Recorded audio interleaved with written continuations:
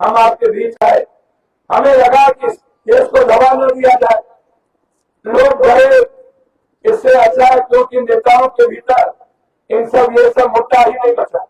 सबको पता है देश के सारे नेताओं को, हमें किसी बात की लड़ाई नहीं लड़नी, हमें मुद्दों की चिंता नहीं। हम चुनाव के वक्त हम 10,000 रुपया देंगे या 1,000 रुपया, पूरा चुनाव दिन भर में हो जाता, जात पात पर जागरूक हो जाता, नेताओं को लगता है डर के क्या करें। हम अपना सामाजिक दायित्व का निर्वहन क्यों करें? हम एक दिन औपचारिकता निभा देंगे, प्रेस में बोल देंगे, हम एक दिन राजनीति करने चले जाएंगे, वो मुद्दा दिख जाएगा, उसके बाद हम गायब हो जाएंगे। लेकिन मैंने कभी मुद्दों को नहीं छोड़ा। 90 से लेकर के आज तक जिन मुद्दों पर मैं लड़ाई लड़ा, जब तक वो मुद्दा अन्यायों के खिलाफ, अत्याचारी और जुर्म के खिलाफ वो सजा नहीं हुई, तब तक पप्पू यादव जेल से नहीं बैठा है। कोई मुद्दा उठा के देख लीजिए, मैं सदन और सदन के बाहर तक हम लड़ते रहते। एक घटना पटना में घटी थी, जब हमारे इंस्पेक्टर ने हमारे 3 लड़के को गोली मार दिया था। सबने कहा पप्पू यादव छोड़ दीजिए। लालू यादव जी उस वक्त मुख्यमंत्री थे, खुद मुख्यमंत्री थे वो, और 9 दिनों तक पट्टा बंद रहा। हमें बुलाया गया, जयप्रकाश यादव मिनिस्टर थे, हमसे बात करने आए।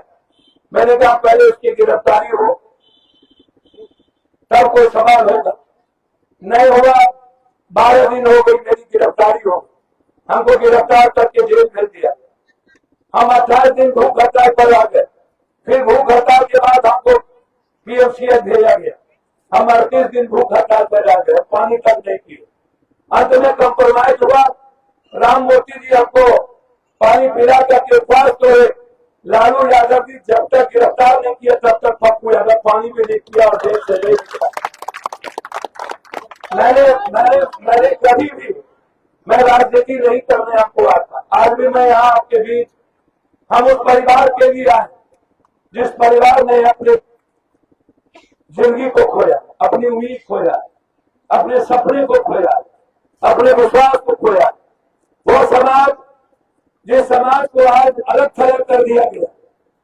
आज भी मैं कह रहा था, किसी से चर्चा कर रहा था कि क्या कारण है कि दलितों को अलग थलग कर दिया गया।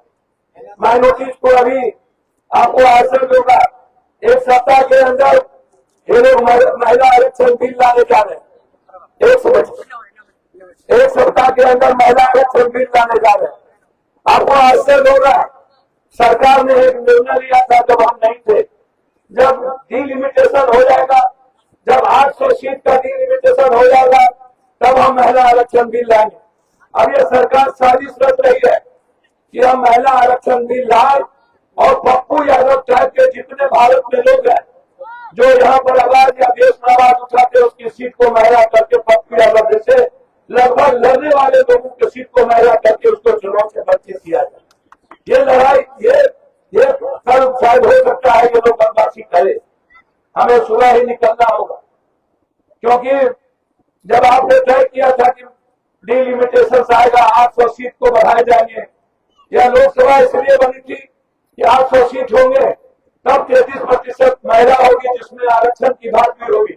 लेकिन आरक्षण की बात भी खत्म हो गई, जनरल महिला कोटा कर दिया गया। अब दलित और माइनॉरिटीज के सीट को खत्म कर दिया जाए।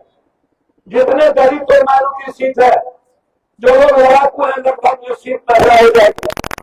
अंदाजा कीजिए क्या क्या साजिश होती, कभी SIR को लेकर साजिश, कभी आरक्षण खत्म ना हो तो नौकरी खत्म कर दो, अजीबीत कर दो, तब साजिश। लेकिन यह देश कभी भूल नहीं पाता। क्यों SIR में नहीं लड़े आप लोग? क्या कारण है?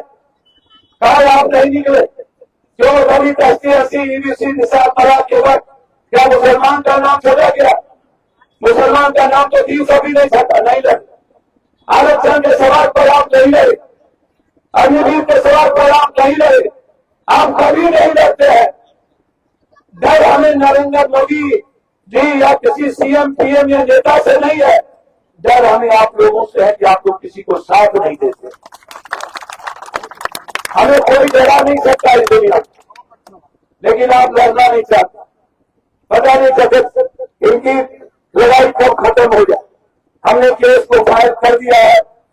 हम पर्सनल इनको बुलाए सुबह, इनके परिवार के लोग शिवनंदन पार्टी लॉयर है, वहां जाके दस्तखत करेंगे और कल ही सोमवार है, कोर्ट में फाइल होगी। कल हमारी कोशिश होगी कि हमें मौका मिला तो जिस पुलिस तो मैं इतना जानता हूं, अब कोई मानवता रह नहीं गई, कहीं इंसानियत नहीं बचा।